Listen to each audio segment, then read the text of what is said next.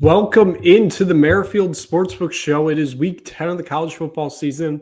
And yes, we have technically lost two members of the committee, at least to start the show. We will have one other committee member joining us at some point, traveling back from work.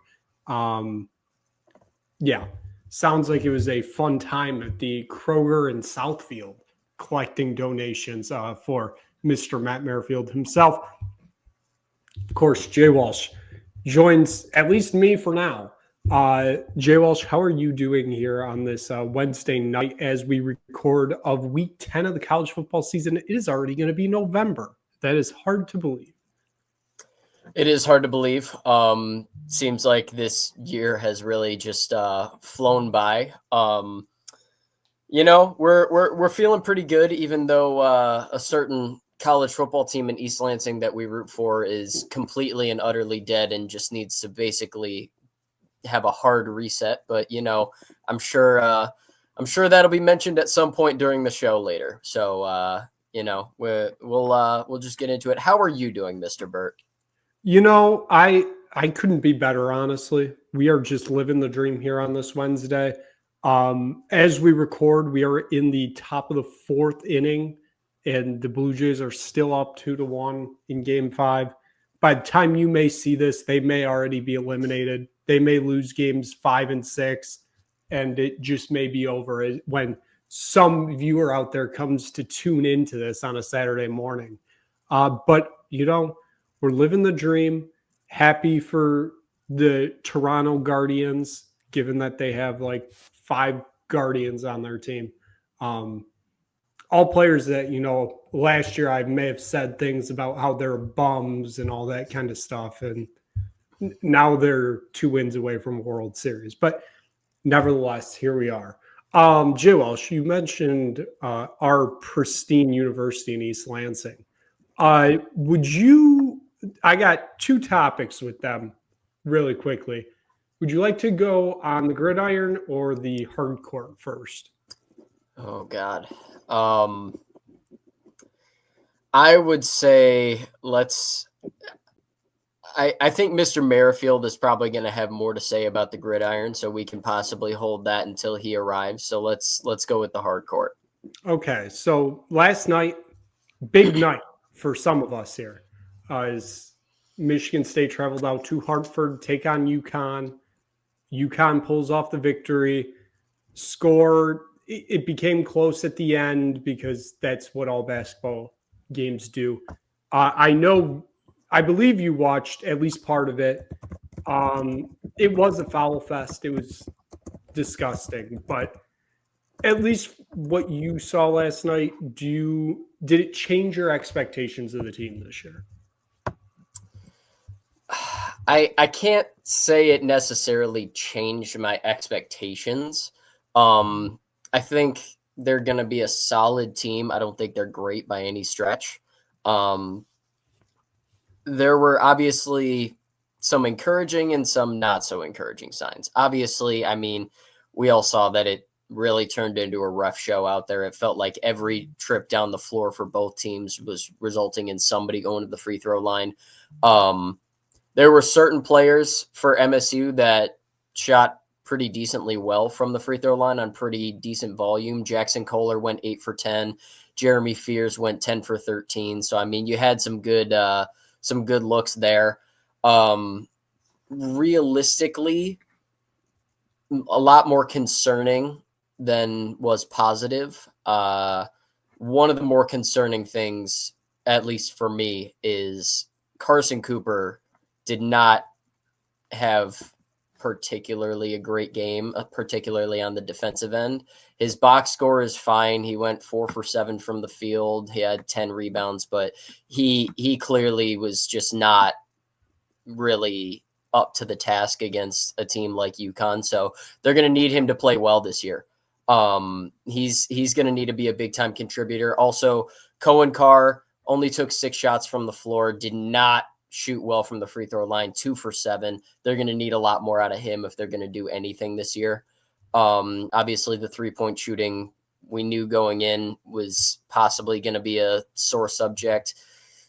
Wasn't really super duper concerning, but also didn't really make you feel any better. So I wouldn't necessarily say that the expectations change. I don't think that there was anybody that really thought that this team was going to be a championship contender, but I think that really kind of validated that unless they get much better play out of certain players, this team is not going to be contending for much. Yeah, I mean, I want to say it was until like 6 or 5 minutes left in the first half is when Michigan State picked up their first 2-point field goal of the night. And by that point, they already had like 20 points. Most of those came from the free throw line, which just goes to show how much of a ref show. Like, it wasn't even like at one point it just flicked. It was just a ref show start to finish. Shout out UConn for getting those refs, because if you're going to play that kind of game, you got to do it with those two coaches who can just yell at them the whole time. I mean, we were going into the first media timeout and Dan Hurley was already yelling at them for an exhibition game. I mean, at least they did something right there to piss off both coaches, because I think Izzo was kind of equally as pissed with how everything kind of went there. But overall, like you said, like, it just kind of, it's an exhibition. None of this truly matters, but it's kind of just a feeling out process as of now. And on the other end of it, UConn may be like really good this year. I know that's truly such a hot take, but they were down. Yeah, what are they preseason number like 8 right now? 4. Number 4. Yeah. Hot take, they might be good. Hot take, UConn might be back after 1 year away. And, it is what it is. But like they looked really good last night. They were down 2 players because of injuries, and they still, for I'll say 80% of the game, were just kind of running MSU off the court.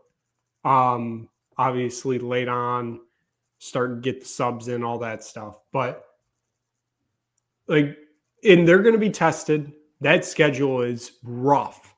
They got Texas, they got Florida. I'm blanking. Arizona, they got Arizona. I know that. I think BYU. I know they play BYU too. And then obviously in conference, honestly, it's St. John's. That's about it. And even then, St. John's may not be that good this year, or as good as they were last year, with kind of what we've seen a little bit from them so far. But it was nice just to have basketball kind of back on the screen for a minute. Shout out to all the MSU fans who paid $7.99 to the UConn NIL fund to help us get better players, because that is something UConn is lacking in, and that is better players. That money going directly to the men's and women's basketball programs to make sure that they just get better, because you know what? They need to get better. J Walsh, I know you totally paid that $7.99 last night. So thank you. Absolutely. Yeah, 100%.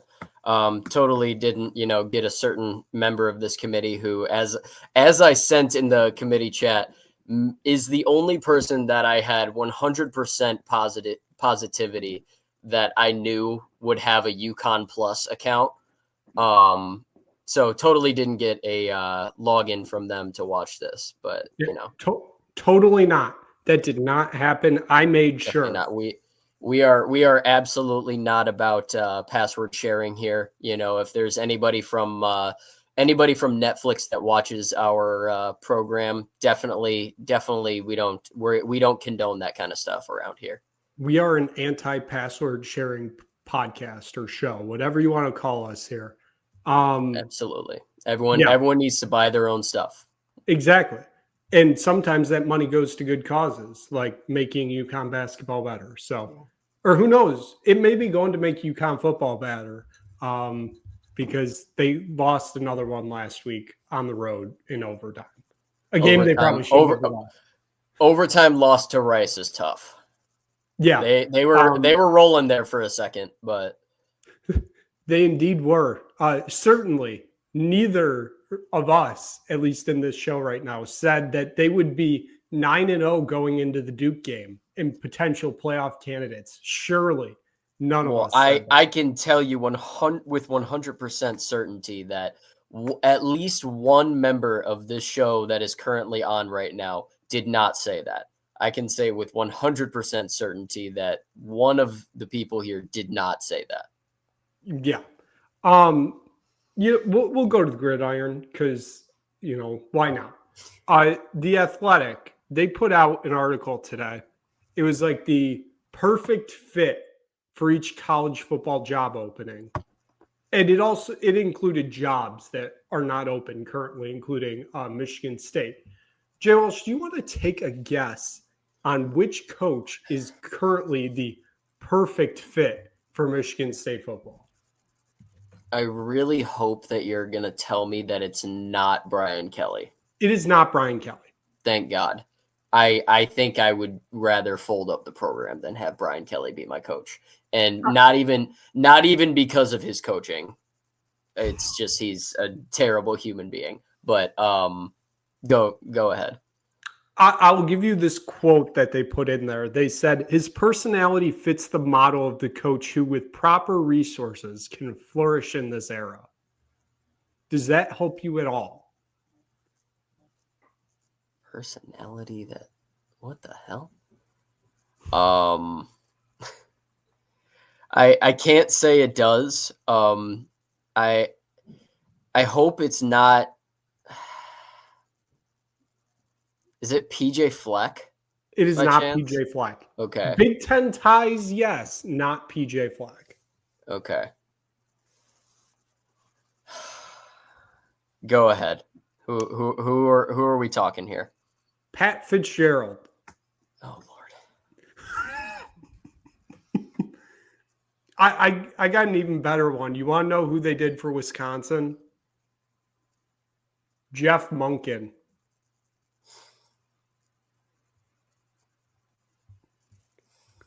Who was this that put out this publication? The Athletic. Yeah. Okay. Yeah.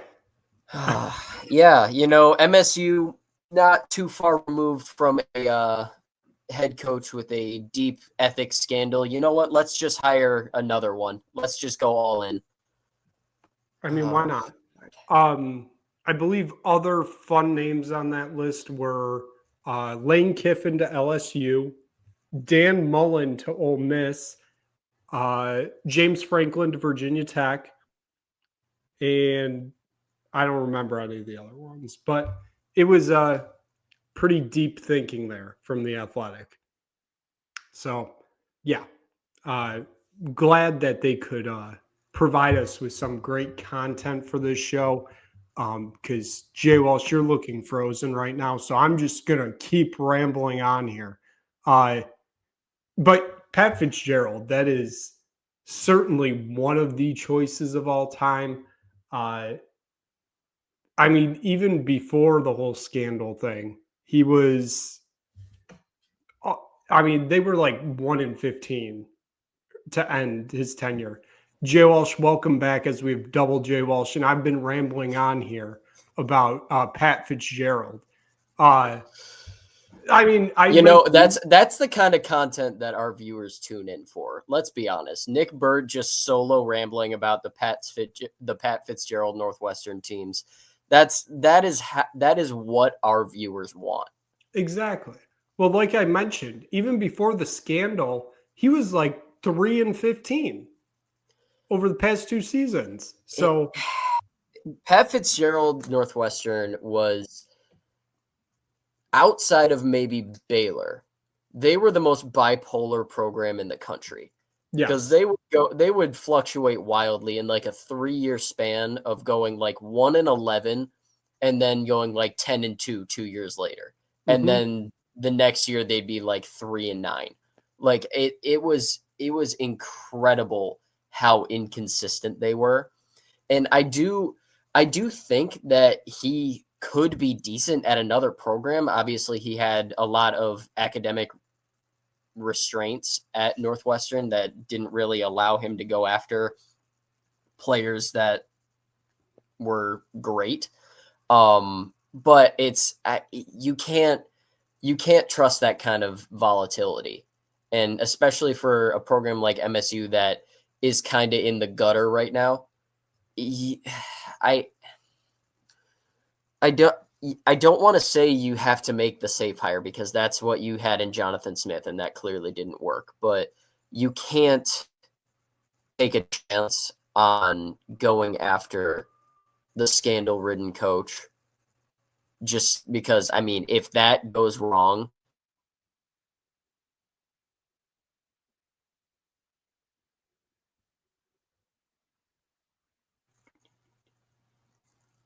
Yeah. I mean, it just, if it goes wrong, it goes wrong, and it goes wrong very fast. I,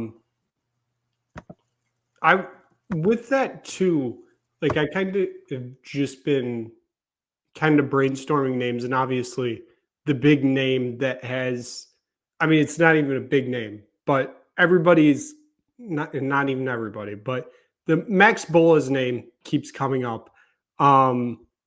J Walsh, again, I don't know if you're there, and I might be rambling again, but kind of, I feel like that's, you mentioned like safe hire, risky hire, all that fun stuff, but I almost feel like that is too much of a risk. Um, as we welcome in the second J Walsh again. I was posing the question to Frozen J Walsh. episode. Go ahead. The name Max Bola has come up a lot. You mentioned safe hire, risky hire. That almost feels like too risky of a hire. Because I'm just kind of thinking of one of the most recent coaches that has gone from not even being an OC to head coach. And that's Timmy Chang at Hawaii. Now, Hawaii's a different story than Michigan State, but it's taken him up until basically this year to have a halfway decent football team. Yeah, I mean, I am all in on bringing Max Bola back into the program. I would love to see him come in as the DC for whoever they might be for the head coach and kind of groom him as that next head coach. The trouble is then you're admitting that you're hiring a bridge head coach for the time being, which obviously, I mean, Michigan State fans are not going to be thrilled with, but I think if you partnered that with basically saying, hey, this guy doesn't have the necessary experience to be a Power 5 head coach just yet, but we're going to bring him in, get him a couple years under his belt as a DC, help him kind of build up the culture to where it was in his playing days, which was, hard-nosed, physical defense, everybody knowing their assignment, everybody just hardworking, get the job done kind of stuff. I think if you combine those two things, I think MSU fans will be more than willing to live with it for the time being, with the promise of, hey, this is the guy. We just don't think he's quite ready yet. Yeah.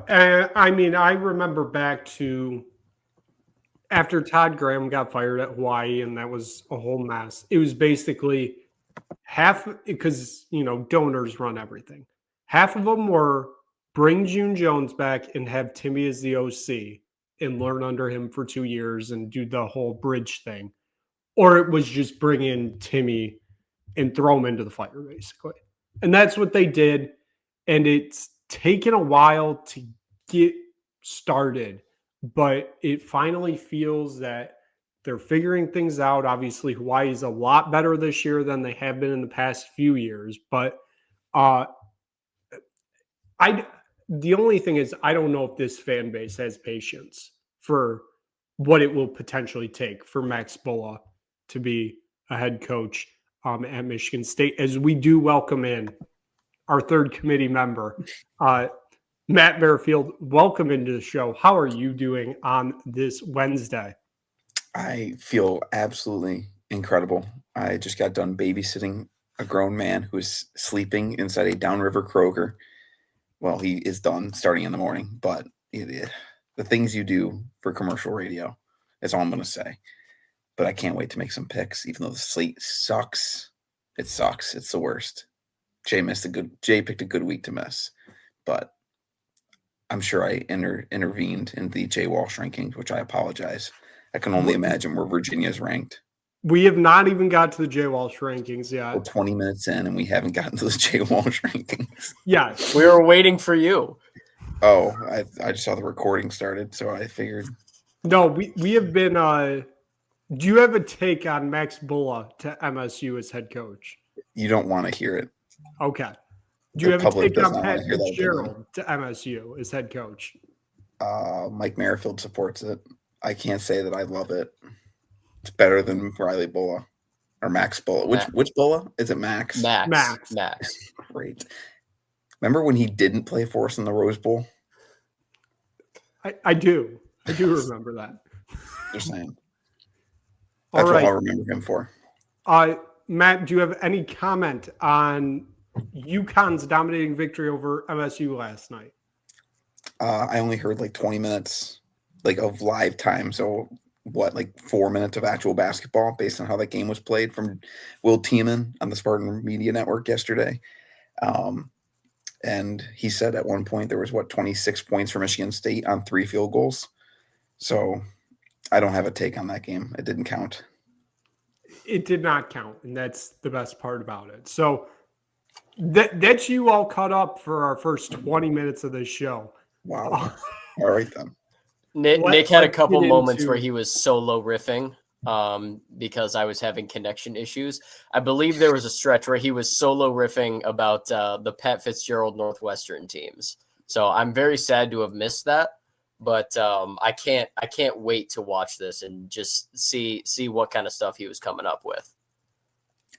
Outstanding. This is true.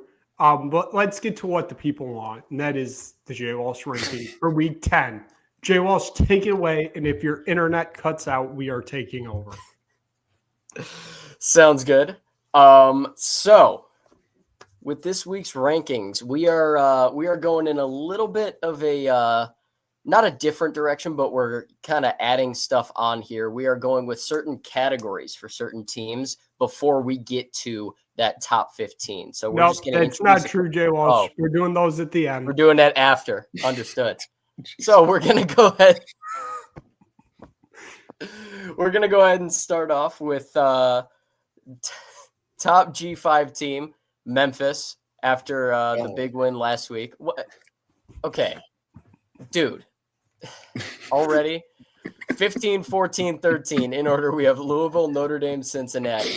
I don't usually drop teams from rankings after a win, and certainly not below a team that they beat earlier in the year, but I'm pretty sure Matt would have had an absolute heart attack if I didn't drop Virginia from the rankings after winning by 1 point over a pathetic North Carolina team. So I felt like it was justified.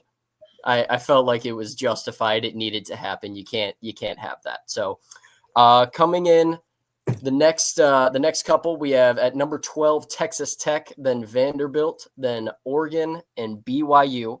I very much considered, I would like you to know, I very much considered Vanderbilt versus Oregon. Obviously, Vanderbilt coming off the big win over Missouri last week. I know some people in this group don't think Missouri is all that, but they were still a decent quality team. They had one loss going in. It's still a solid win, but I didn't think it was quite enough to put them over Oregon yet. Anyway, moving on. Number 8, we have Georgia Tech, then Miami, and then Ole Miss and Georgia. Not really a ton to say here. Not a lot changed in this stretch. I believe this was our same 5 through 8 stretch that we had last week, so not a lot changed. We will get into number 4. We have Alabama dropping a spot this week because Texas A&M coming in at number 3. They earned that spot last week after a dominating win over LSU, got Brian Kelly fired, did the Lord's work. And then our top 2 unchanged, number 2, Ohio State, and number 1, your Indiana Hoosiers. So before we get to the categories, I'll go ahead and get your guys' thoughts on this week's rankings. Go ahead, Nick. I was just gonna, is Texas A&M moving up over Alabama and Georgia really that big, given that LSU is kind of that bad? They are, but at the same time, this was a test for Texas A&M, and they passed it with flying colors. Granted, as I said, they got Brian Kelly fired, which in my mind deserves a bump in the rankings in and of itself. But no, Texas A&M has Mike Elko has that team rolling. They're doing very well right now. Obviously, just they did LSU pretty dirty, so they deserve the jump in the rankings, in my opinion. Also, shout out Cincinnati Bearcats making it to J Walsh Rankings. Matt, I leave the floor to you now. Well, the real Group of 5 team that should be the elite, I guess the top Group of 5 team, is in the Fun Belt. It's future Spartan Bob Chesney and the JMU Dukes. That's a good football team. They only lost by 14 at Louisville. And I think there's the best American team is Tulane. Memphis isn't the best team in their conference. They lost to UAB. They did. You lost to Trent Dilfer. Has he been fired yet?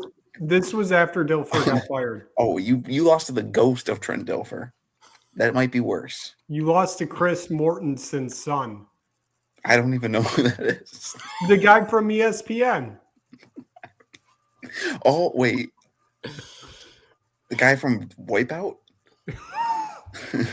So confused. Point bang. Memphis not even the best team in the conference, let alone the G5. I would accept Tulane or JMU as the only two answers. Maybe Navy if you want to be cute, even though they're probably going to lose this weekend to Mestamaker and the Main Green. I will say real quick, I was asked to put together a top 3 Group of 5, and it was Memphis, James Madison, and Tulane. So I do just. Okay, I guess we're just getting full on into the categories here. I mean, so UConn is not frisky or fun. They're just okay. Pet. Matt, how about you let me do my thing and I'll explain why they're there. All right. So I guess we're jumping into it. Can I make a formal request that when Willie Fritz and the Flying Cougars win this weekend, they take Louisville's spot at 15? I need 8-1 Houston in the J Walsh rankings. Willie Fritz, turnaround of the year. They're not even that good. We'll see. They're not We'll good. see what happens. Tennessee should also I'll have to deliberate with the ranking committee. Tennessee's a top 15 team also. They are a 15 to number 10 team in the country. They are somewhere in there. They are what they are.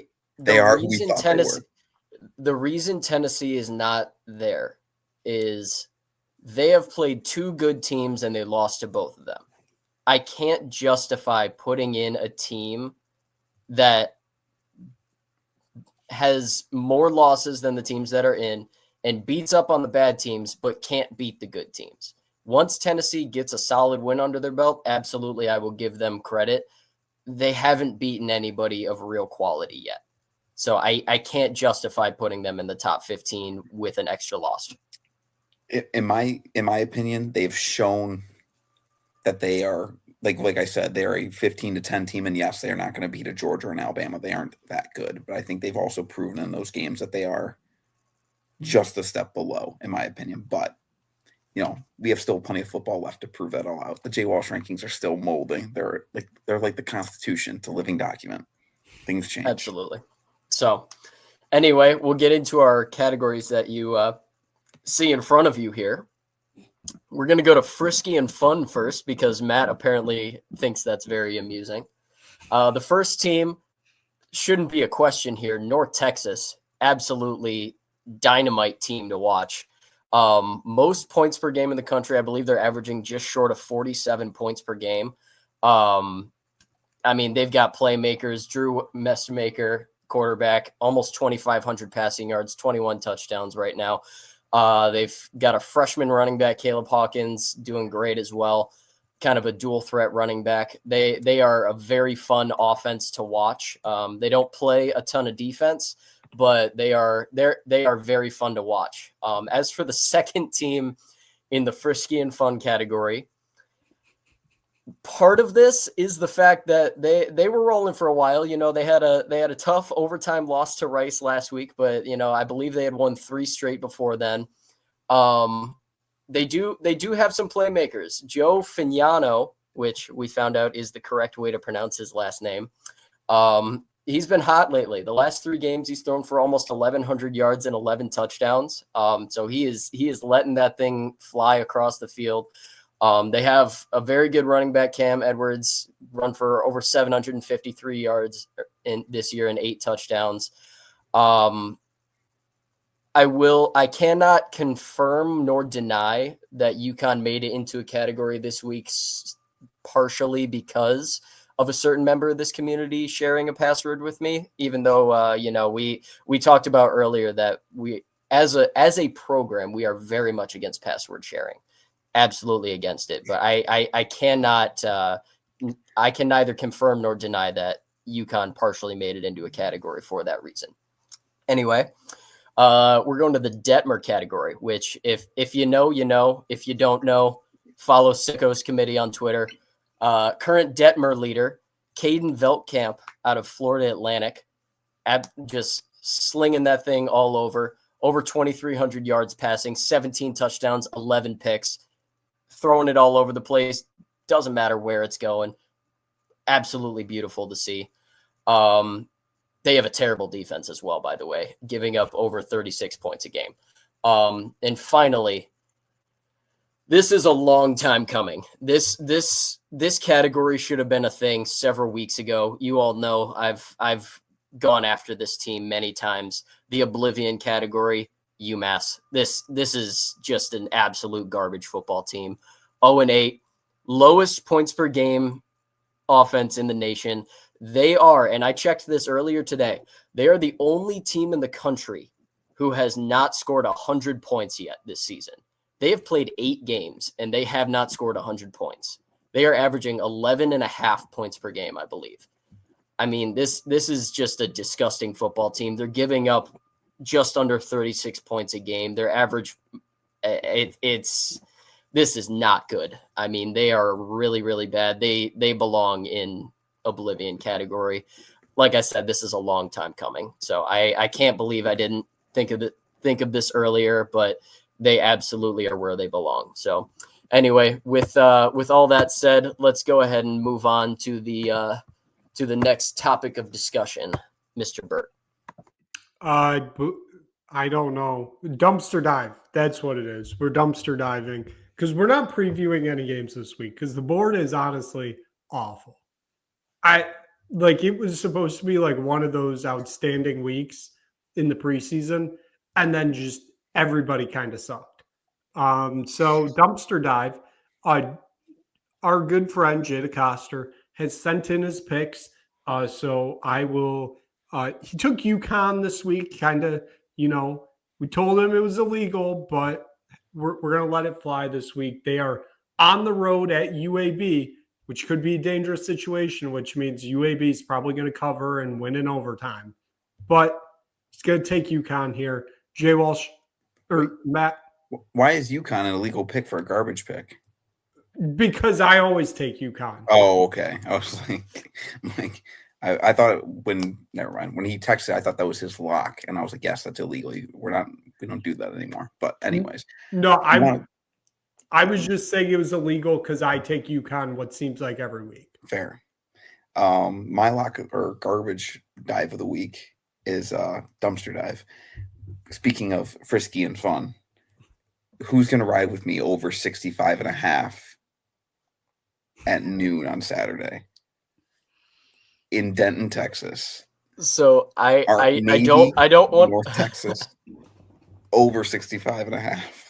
Who says I don't want to spoil anything here. but I'm going to. This is part of my parlay this week. That's how confident I feel about this over. So I'm right there with you. Points, baby. I almost took out one of my picks to put it in. I'm not going to do that because I don't know enough. And I'm going to look at the weather in Denton, Texas. First off, let's take a look at the future forecast. Please, Matt, please enlighten us on the weather. This 63 weekend. and sunny. It's a beautiful day to sling the rock with Drew Mastamaker, future Indiana Hoosier. Sounds absolutely perfect. So, I mean, that's my dumpster dive. That's all you need. Yeah, I might have a pick on Army Air Force. Give me a second, but let's go around the world first before we come back to May. J Walsh, you're up next here. Dumpster dive. Where are we going? You know, there are a couple options to go with for dumpster dive this week. I know I usually like to go with just the absolute bottom of the barrel. I'm not quite going there this week. I'm going to go with New Mexico State, Western Kentucky. This Western Kentucky team is actually pretty decent in the Conference USA. I believe they're 6-2 this year. New Mexico State, not so much. I'm going to go ahead and go with Western Kentucky minus 8.5. Obviously, anytime you see an 8.5 number, it's not great, but I think Western Kentucky wins this game handily.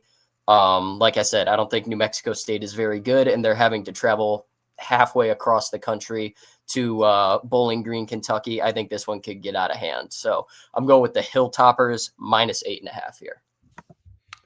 And I am going to Bowling Green also.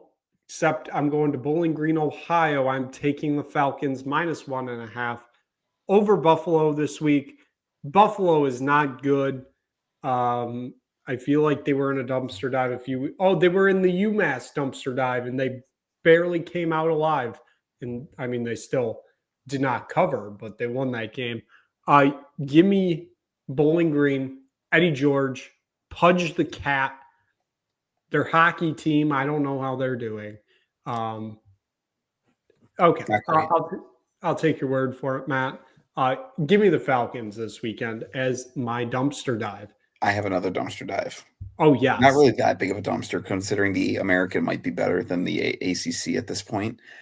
However, tomorrow night, Thursday, because we record on Wednesdays, Thursday, October 30th, in the American, the top team I said is Tulane. Next week, they go to Memphis on Friday night. But this week, they head to a Final Four site in the Alamo Dome. Give me the Roadrunners plus 6.5 at home. You're going to give me a touchdown with a UTSA team that's just been battered this year. I picked them to make the playoff. A&M punched them in the mouth. Then they got kicked in the nuts by Texas State.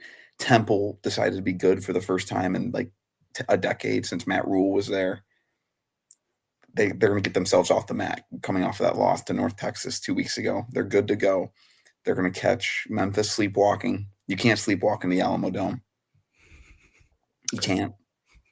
Ask Auburn. Look what happened to their basketball team. It killed Bruce Pearl. He hasn't coached a game since. He never will again. Give me UTSA.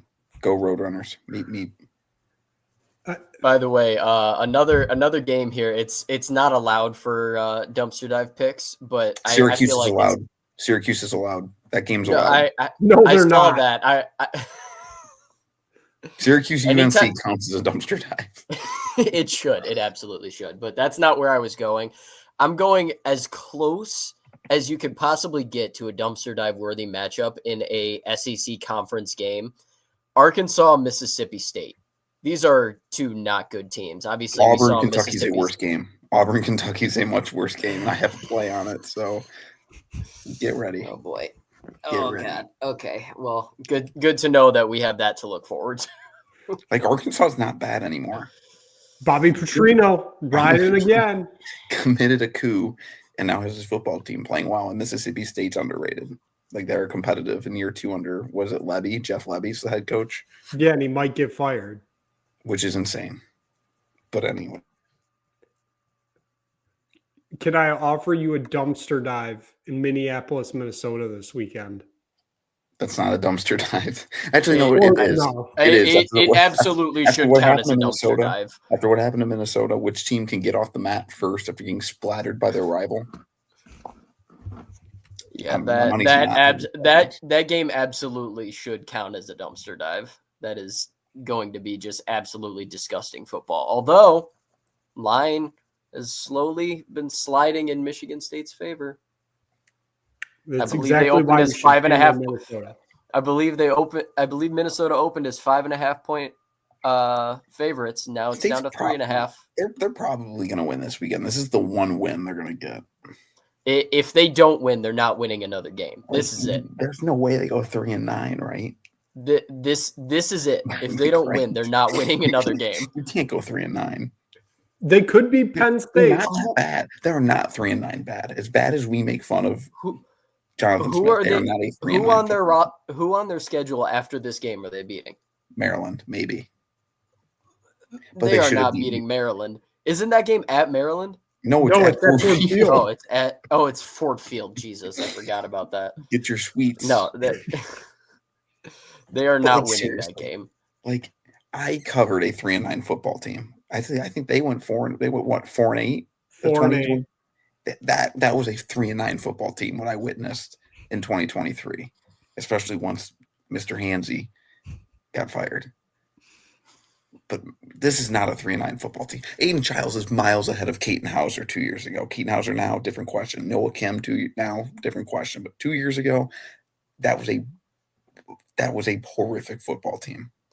I would argue that team was worse than 3-9. I think this team is a little bit better than 3-9. I think they're more of a 4-8, maybe 5-7 team. This is a true 5-7 team.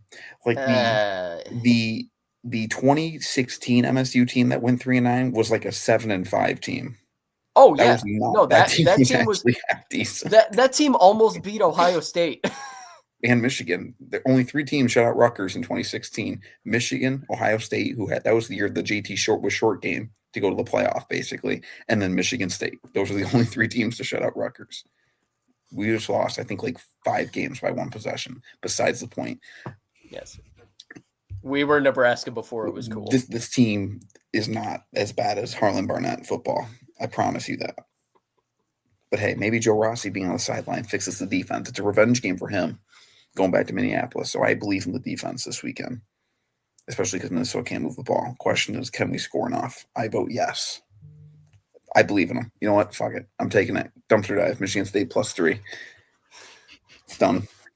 Move on. Let's make our picks and get the hell out of here, please. God. Well, this is quite an episode here. Yeah. We have been all over the map. Let's get into the picks. Can I make Jay's picks for him, by the way? I mean, if you want to make his picks, sure. I want to. I'm going to try and do a Jay impression while I do it. I'm going to try and give a Jay explanations too. I think I got it down. I haven't even looked at his picks yet. Well, then I will go first while you load up his picks. Army +1.5 at Air Force. Army, I said they would make the playoffs this year. They're not going to, but they'll win this game. Give me Army +1.5. Give me Minnesota -3.5 for basically all the opposite reasons that we just talked about. Give me the 2025 national champions in hockey, Western Michigan -4.5 over Central Michigan. A big rivalry game with people in Kalamazoo will be drunk a lot. That's going to really affect this game. Give me the Broncos -4.5. Give me the Bearcats +9.5 at Utah. What have we said about Utah? They aren't good against good teams. I personally think Cincinnati's a good team. Does it anybody else? I don't really know because I don't think anybody really knows about this Cincinnati team. Give me the Bearcats +9.5. And then to close it out, we're headed to as close as the island as we can. And that is San Jose. Give me Hawaii +2.5 at Spartan Stadium. The other one over the San Jose State Spartans, which is, of course, just a few miles away from the SAP Center, where the San Jose Sharks have won 2 games this season overall. Matt, we'll go to you. You can either do your picks or Jay's picks. It's up to you. Well, I need a ruling here. I never got an official ruling on my lines that I got on Monday. I just roll with it. Roll Roll with with it? what you want. Because I had Arizona State. I didn't realize the Utah line jumped 3 points because I had it at 7. I still like it at 9.5. I'm just saying it was 7 on Monday. Anyways, let's read Jay's picks first. I hate how many of the same picks I have as him. Jay is rolling with Texas minus 2.5 against the Vanderbilt Commodores. Mike Merrifield rule. Simple enough. Moving on. SMU catching 12.5. I don't even know who SMU plays. Can somebody help me out here? Miami at home. Oh dear Lord. I don't know how I feel. Has Miami played since they lost? Yeah, they had that camo jersey game last week. Gross, Jesus. Don't ask who they played though, because I have no idea. Stanford. They played Stanford last Yes. week. I now see that. I don't know how I feel about that, Jay. It's fine, I guess. Moving on. He also took Minnesota -3. He's wrong. State 20 this weekend. He's taking Fresno State. What's the Ferris State money line this week, Matt? Again, did they win the Anchor Bone? I have no idea. Isn't that this week? That was last weekend. Oh, I have no idea if they won. Well, I'll look in a second. But Fresno State plays. God, who do they play? Let's look. Riveting content here. I don't even know where the Mountain West schedule is. Jesus. From Fresno State. They play Boise. They're going to Boise. He's laying 17.5 at Boise. What the fuck is that? What is that pick? Breaking news. Ferris State won the Anchor Bone 38-31. Let's go. They will be at home against Northern Michigan this Saturday. They're going to be favored by 50. Yeah. Moving on. Jay's lock of the week in the SEC. He's got Tennessee laying 3 against Oklahoma on Saturday night. It's a good pick. And then his last pick, he is also taking Utah. He's laying 10 against Cincinnati. J Walsh, I'll let you go, and then I'll make my picks. Also, before J Walsh makes his picks, we should shout him out. He's number 1 in the rankings. Yeah. So congrats to J Walsh. I'm back above 500, so I'm on the come up. Hey, all as I said last week, all I know is we were keeping a detailed tally last year when, I had a rough season, and now that I'm on top, we decided that it wasn't important who's leading the pack anymore. But we in fairness didn't have a great week last week. Another 2-3 week, hoping to bounce back from that. We are starting off. We have 3 noon games on Saturday. The first of which we've already talked about. I agreed with Mr. Merrifield. North Texas Navy over 65.5. It is truly the play. North Texas, I think their lowest point per game. I think their lowest points scored in a game this season is like 36 or something like that, and they're only favored by 6.5. So you're telling me that Navy, if Navy is to cover, they have to keep them below 33. No, they have to keep them below their lowest season total, their lowest point total of the season in this game, in order for this over to not hit. I'm taking the over here. We are then going with Illinois minus 12.5 at home against Rutgers. Rutgers not very good. Illinois had a rough go of it, but I think they're going to come into this one looking to kind of make a statement and say, hey, we might not be that dark horse playoff team that a lot of people picked them to be at the beginning of the season, but we're still a good team. I think they're going to blow the brakes off of Rutgers at home. I like that 12.5 number.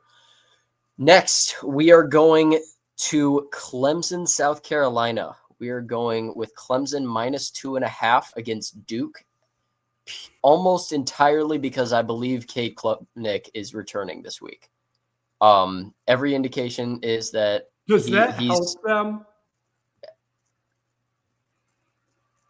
I would say Great so. question. I think I've vocalized in this group that I don't love Cade Klubnik, particularly as a pro prospect, but I do think that he's a step above Christopher Vizina for Clemson. So I think him returning will allow them to win this game by at least a field goal over Duke. So I'm going with Clemson. We are then going to Indiana against Maryland. I am going with another over here. The over for this matchup is 50.5. Indiana is probably going to score 35 to 40 points by themselves in this game. Maryland's defense is not particularly great, although Maryland is able to put up points. So I think the over is a good play here. I could easily see this being like a 42 to 20 type game. So I'm going with the over 50.5. And then my final pick, I'm going with Ole Miss minus 12.5 at home against South Carolina. The South Carolina team, they had a lot of hype coming into the season. They're just not that good. And Ole Miss, I think, is a very good team. I usually don't buy into Lane Kiffin teams. I think this Ole Miss team is very good. They proved it last week. They're just a good team. I don't think South Carolina is that good. I think Ole Miss takes care of business at home. My lock of the week, I am going to go with Illinois minus 12.5 against Rutgers. So those are my 5 picks. I will let Mr. Merrifield take the floor once again. All right, here we go. I have way too many picks similar to Jay. So after finally getting above 500 last week, we will see how this goes. 6 picks. I was a struggle to get to 6. I will say that. We're going to start off Texas minus 2.5 against Vanderbilt. Make Merrifield roll. We're going to roll with it. Next up, Iowa State minus 3.5 against Arizona State. I like it at minus 6.5 or 7, whatever it's at. Now that Leavitt's not playing, Arizona State is dead without Sam Leavitt. Jeff Sims is terrible at playing football, and Iowa State is still decent. I know they have a bunch of injuries, which has been tough, but they'll take care of business at home.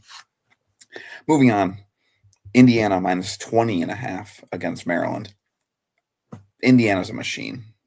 Yes, they failed to cover 3 times this year, and they should have covered against State. But the Indiana or the Oregon, or they did cover against Oregon. So Iowa and Michigan State are the only 2 exceptions. Otherwise, it's just been pretty much just a steamroll. I don't love laying 20 on the road, but I guess with Kurt Signetti, I'm going to do it because he's going to try and make a statement before the CFP rankings come out next week. So give me Indiana minus 20.5. Next up, Tennessee minus 3 against Oklahoma. Oklahoma has been very iffy, I guess is the way to put it, the last couple of weeks. Like I said, I think Tennessee is a good team, not a great team. They're better than Oklahoma, in my opinion, at home. I think they take care of business. I know last year, Tennessee, it was kind of an ugly game, but that was because Nico I sucks at playing quarterback, and that was on the road. This year at home, the public loves Oklahoma, or favors Oklahoma, I should say. Give me Tennessee. Especially last week, they were able to go on the road and cover at Kentucky. They can do this at home, at night, in Neyland Stadium, wearing the blackout uniforms too. Speaking of Kentucky, give me them plus 10.5 against Auburn. Auburn has no right to be favored by 10.5 against anybody. Not after they're a bad football team. They're a bad football team. And Mark Stoops isn't a lot of things, but his teams do play tough. They ran out of gas last week against Tennessee, but they're going to continue to battle. I know they're going on the road at night to Jordan Hare, which is scary, but Auburn has no right to be favored by 10.5 points. They almost lost to Arkansas last week. And we know what happened a couple weeks before. Jackson Arnold stinks. I don't know if they benched him in the middle of the game or decided to give, what's the new quarterback's name? Ashton Daniels. I'm curious to see kind of how he handles the performance. But there's 2 J Walshes. I thought Jay was coming in and surprising us. Either way, sure, Ashton Daniels looked better, but Kentucky's going to cover 10.5. Give me 10 on the hook. Final game, Utah -7 against Cincinnati. Mike Merrifield rule, and it's Utah at night. I mean, that's as simple as it gets. Nick, what was your lock? Just before I don't think I had one. Give me Hawaii. J Walsh, what was your lock? I just want to make sure I don't overlap. My lock was Illinois. Okay. Jay's was Tennessee.